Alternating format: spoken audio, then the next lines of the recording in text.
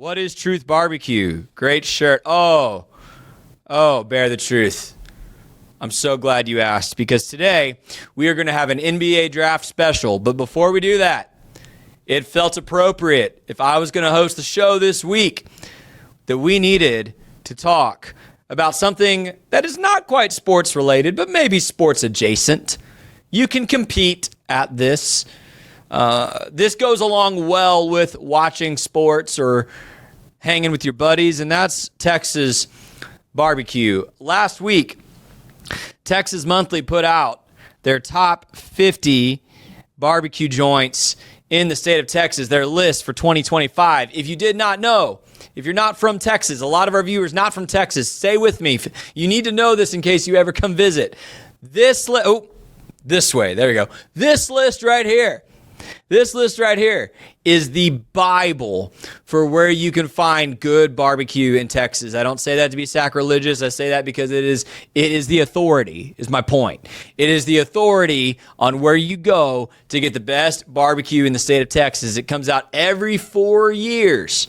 Every 4 years. So the last one came out in 21, and last week, towards the end of the week, we got the reveal of the 2025 Texas Monthly Top 50 barbecue joints in the state of Texas. Happy to say that our very own here in Waco, Hellberg Barbecue, made the top 50 for the second list in a row.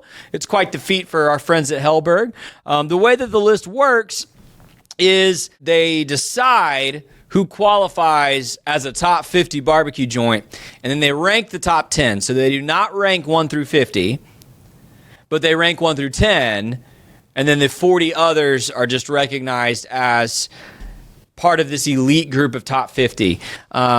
If you are unfamiliar or you haven't been to the state of Texas, let me just give you a quick overview of what this is like here. Barbecue is our contribution to world cuisine in Texas.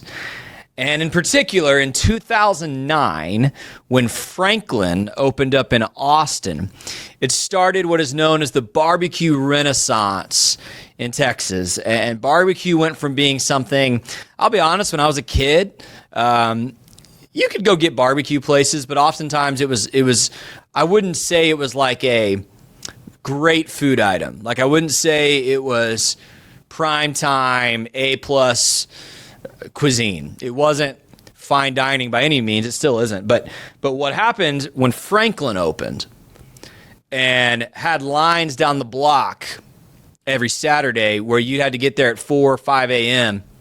to get brisket because it was that good. Snow's in Lexington was the other place that very early on in this renaissance, you were lining up at 4 a.m. on a Saturday, otherwise you may not get brisket. When that happened, it triggered a renaissance where over the last 15 years, barbecue in Texas has gone from being a couple people's pastime and like just any old slow cooked meat to being an art form. It's become high class cuisine, and I don't say that subjectively because Michelin came to Texas for the first time last year to award Michelin stars and 4 Texas barbecue restaurants. And if you've ever walked in one of these places, it's not fine dining. You can walk in like this. It's not world-renowned chefs, right? But 4 Texas barbecue restaurants got Michelin stars, and dozens more got Bib Gourmand awards because it is on that level of being some of the best food in the world. Now, the reason I'm talking about this today, the top 50 came out last week. Very significant for those of us in Texas. If you ever visit the state of Texas, if you're not from, if you come down for a college football game, you come for a vacation with your family, or you move here, a lot of people moving to Texas, you need to know this list because your first place to look if you're hunting for good barbecue is this list. Let me show you the top 10. Let's honor these places. Here was the 2025 top 10. I want to thank a guy named David Douglas, had this graphic on Instagram, so I didn't have to make this graphic. The top 10 barbecue joints in the state of Texas. Burnt Bean Co. in Seguin. It was number 4 years ago. elevates to the number one spot. What an honor. Leroy and Lewis, if you've ever seen me wearing that maroon colored hat that I wear on this show sometimes, that is my Leroy and Lewis hat. I went there a couple months ago. Got number 2. Goldie's in Fort Worth was number 3. It was number 1 4 years ago. So Goldie's is by far and away, I think, your best option in DFW. Redbird, a new contender, newer place, number 4. A lot of folks had that as a dark horse to get number 1. GW's Interstellar, which was number 2 4 years ago. So also an excellent choice. Dane's Craft Barbecue, Lavaca Barbecue, Truth Barbecue in Houston makes the top 10 for the 3rd list in a row, or the 12th year in a row. It was number 3 on the last list in 21. It's number 9. And then Evie Mays, that is Fran Fraschella's favorite barbecue place there. Evie Mays, college basketball analyst Fran Fraschilla. He's been on the show. That's his favorite. He was shocked it was number 10. He said, I don't know how you could have 9 places better. But if you go to any of these 10 places, you are going to get some of the best culinary experiences of your life. And again, that is not subjective. That is objective. Leroy and Lewis, by the way, is one of those on here that got a Michelin star, as well as Interstellar. I think Interstellar got a Michelin star as well. So really, really awesome. But what I wanted to do to start the show today, and then we'll get to some stuff with Pete, is I wanted to give you my rules to live by. If you're going to come to Texas and try barbecue, these are the rules to live by. If you live by these rules, you'll be safe. The best thing to do is to look at the top 50, and if you're anywhere close to a top 50 joint, go there.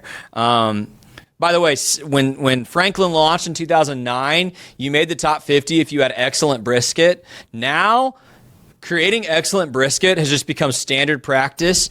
And it's not just, I forgot, I meant to show this a second ago. It's not just standard practice for the pros and the restaurants. Like, this is one of my hobbies as well. I know Brian, Bear the Truth, our friend who just chimed in a second ago, barbecues as well. This is something a lot of people are learning how to do at an excellent level. So creating excellent brisket is no longer the standard to get on the Texas Monthly Top 50. In fact, Daniel Vaughn, the barbecue editor, said excellent brisket is the prerequisite. If you don't have excellent brisket, you're just not on the list. So if you just want excellent brisket, that top 50 list is good. But if you're more of a turkey, sausage, pork, ribs, that's more your speed, and you visit Texas and you're like, where should I go? That top 50 list is pretty educational. It will help you. But here are 4 rules to live by. And either you're someone living in Texas and you haven't been living by these rules and you've been disappointed when you go try a barbecue place, or you're going to visit Texas, and if you don't follow these rules, you could walk into some plain old barbecue establishment that's making crap food and say, what's the hype about? You have to follow these rules. So here we go. These are the Texas barbecue rules to live by according to me, pitmaster, Scotty Swingler, amateur pitmaster nonetheless. By the way, those wings on the left, I won an award for those. So, shout out to me, I guess. Sorry, that sounded so stupid. Okay, here's the field guide. Here's the rules to live by. If you can follow these 4 rules in Texas, you will find good barbecue. Number 1, so important. If you can't find the pits, find another restaurant. This is like a no-brainer, but you'd be shocked by how many restaurants, I'm not even going to call them barbecue joints, restaurants open up under the guise of barbecue, but you can't find smoke, and you can't find fire. You might find some slow-cooked meat, but it's not going to have flavor. It's not going to have bark. You're going to struggle to get the experience. Texas barbecue, at its most fundamental, is beef oriented. It is smoke forward. It is salt and pepper, and it is cooked over next to an open fire or in a barbecue pit, right?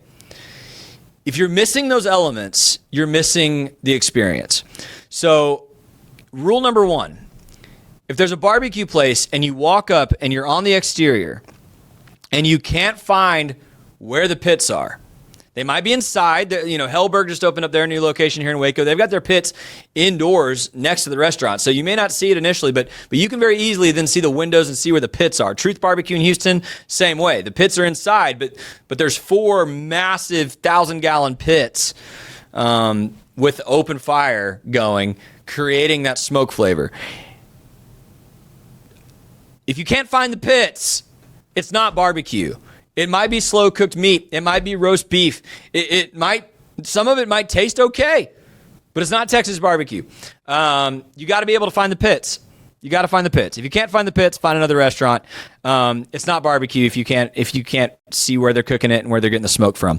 Rule number 2, if it's known for its sides, it's not known for its barbecue.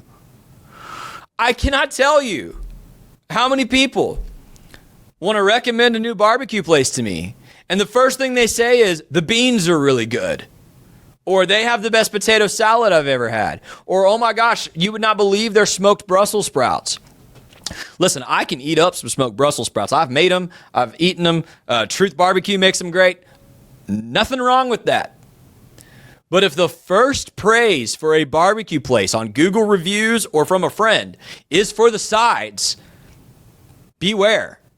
That's a problem. If the first celebration for or praise of a barbecue place is not the actual barbecue, it's not the meat, it's not the brisket and the ribs and the sausage, or maybe, Leroy and Lewis does beef cheek. They do whole smoked beef cheek. It's excellent. If that's not what people are bragging about, it's not barbecue. Now, one of the trends in barbecue for the last 5 years or so has been fusion, where places are going to make Tex-Mex barbecue or Asian infusion barbecue. That's great because the places that do that well, the barbecue is still the star of the show.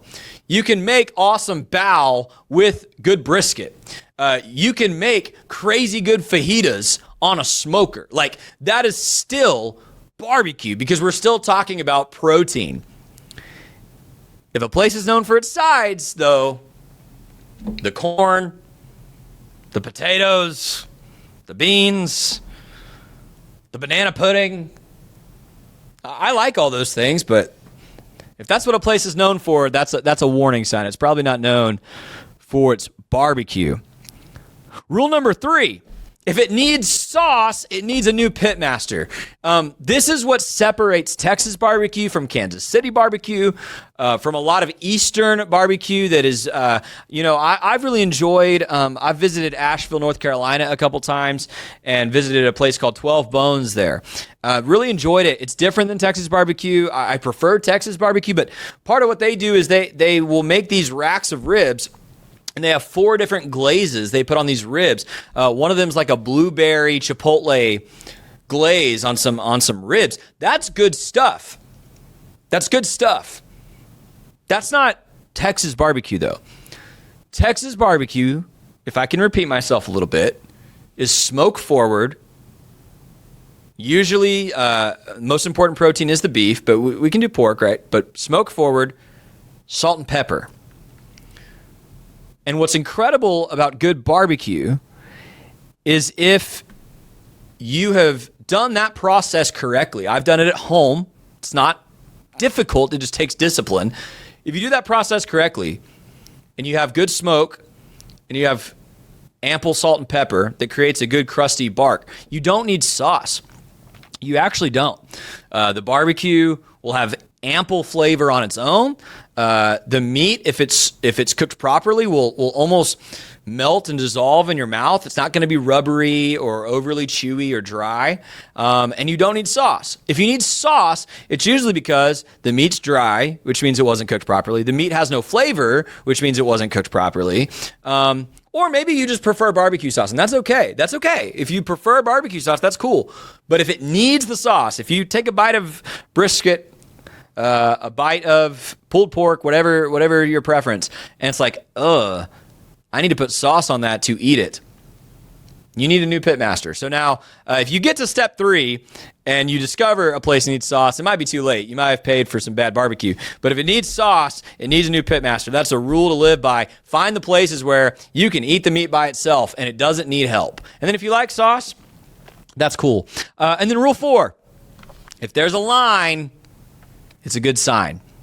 It's not foolproof. I've seen lines at mediocre barbecue places.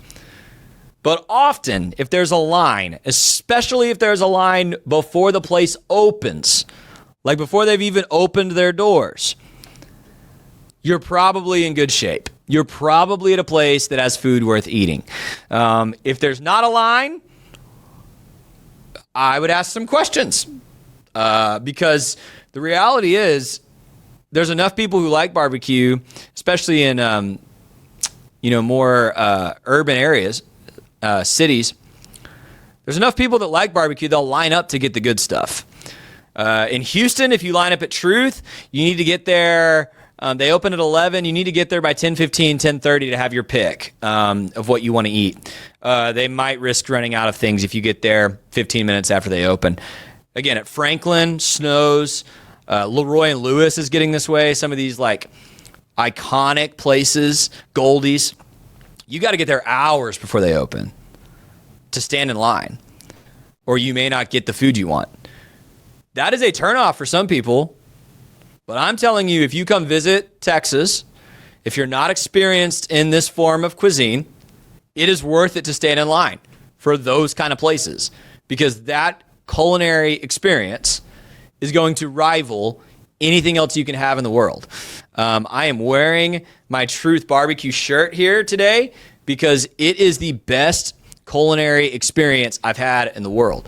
I have eaten at Michelin star restaurants. I've eaten at restaurants, not many, I'm not wealthy, but I've eaten at a handful of restaurants where James Beard award-winning chefs are serving kind of high dollar food. Truth Barbecue is something I'd rather eat than any of that. Franklin brisket specifically is something I'd rather eat than any of that. Leroy and Lewis is probably about on that level as well. So that's my pitch today. I know we went off the typical sports track, but these are the rules to live by. One more time, just to keep everyone informed. If you can't find the pit, find another restaurant. If it's known for its sides, it's not known for its barbecue. That's a warning sign. It's a red flag. If it needs sauce, it just needs a new pitmaster because the appropriately cooked Texas barbecue doesn't need the sauce to be edible. And if there's a line, it's a good sign. Those are Scotty's barbecue rules to live by, and that is my Texas barbecue field guide.